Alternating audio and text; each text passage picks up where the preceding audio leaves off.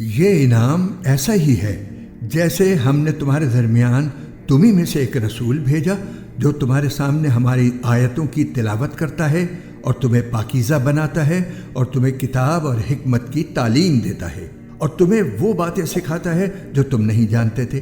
لہٰذا مجھے یاد کرو، میں تمہیں یاد رکھوں گا، اور میرا شکر ادا کرو اور میری ناشکری نہ کرو۔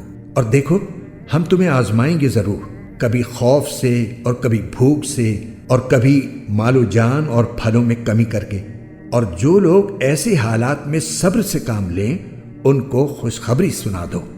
یہ وہ لوگ ہیں کہ جب ان کو کوئی مصیبت پہنچتی ہے تو یہ کہتے ہیں کہ ہم سب اللہ ہی کے ہیں اور ہم کو اللہ ہی کی طرف لوٹ کر جانا ہے۔